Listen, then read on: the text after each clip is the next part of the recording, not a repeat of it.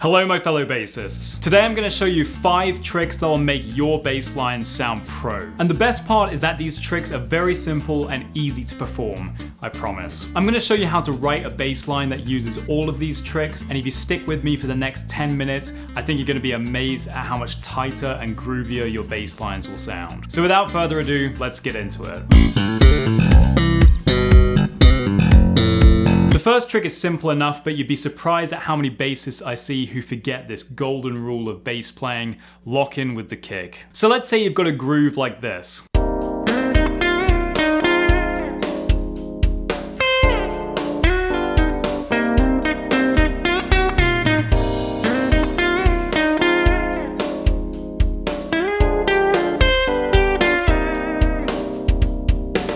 The very first thing that I would do is just listen and really internalize the kick drum rhythm, and then play the root notes of the chord progression using the exact rhythm that the kick drum plays.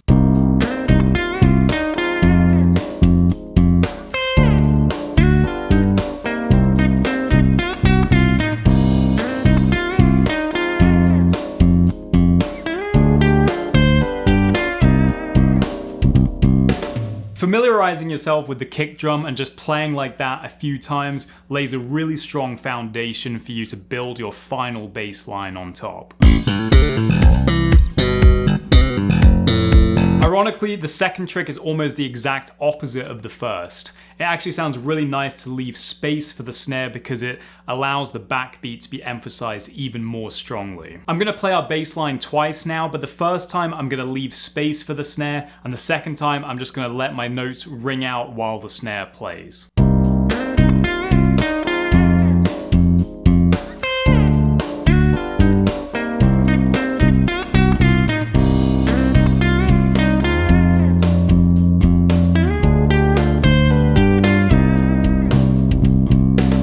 Leaving space for the snare works really well in most pop and rock songs, but every now and then there are situations where it doesn't really make sense. Like if you're playing metal blast beats and there's a snare hit on every 8th note, leaving space for every snare hit would basically mean that you're playing nothing. So as with every rule, there are exceptions to this one, and you've got to listen and decide for yourself whether the changes you're making are improving the groove or not.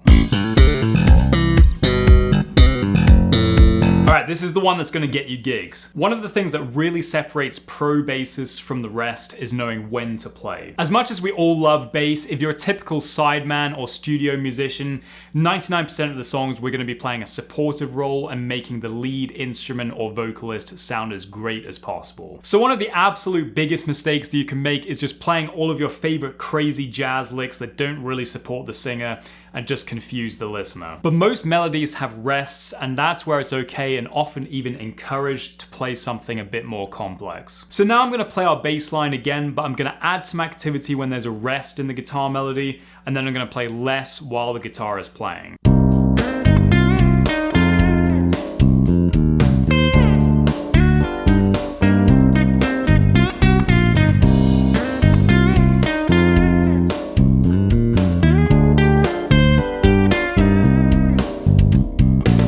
Doing this creates a nice conversation between the instruments rather than having competing lines happening at the same time.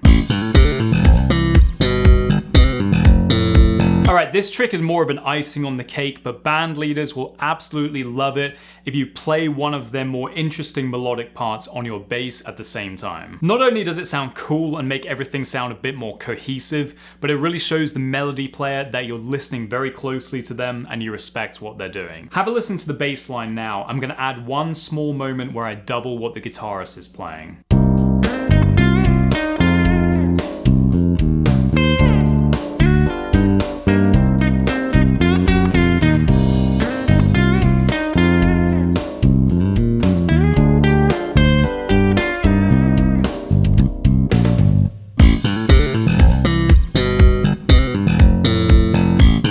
Now we're getting into some really pro stuff. If you can think about your bass lines with this much care and detail, you're really gonna stand out from the pack. One of the amazing things about bass is the absolutely massive range of techniques that we have available to us. And the great thing is, all of these techniques give us the ability to convey totally different moods and energy levels. Most songs have at least a couple of different energy levels, and it can sound really great to emphasize those with a change of technique. I'm gonna demonstrate an example now where halfway through, you're gonna hear the drums get a little bit louder and the guitarists go into a bit of a higher register, which are both indicators that the energy level is increasing. Listen to what happens when I change the technique that I'm using at that moment.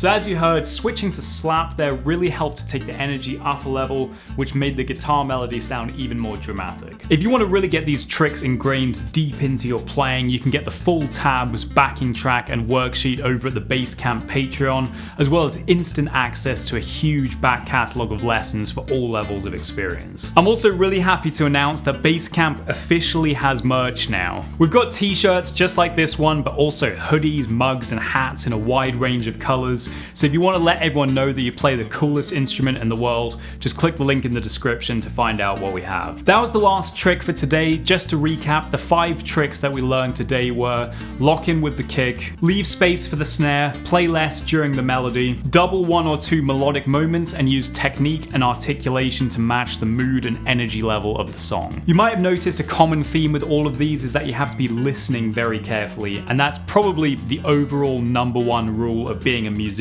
You've got to listen to what everyone else in the band is doing, so they're always playing the thing that's going to elevate the music as much as possible. Thank you guys so much for coming here and practicing with me. Have a great day, and I'll see you in the next lesson.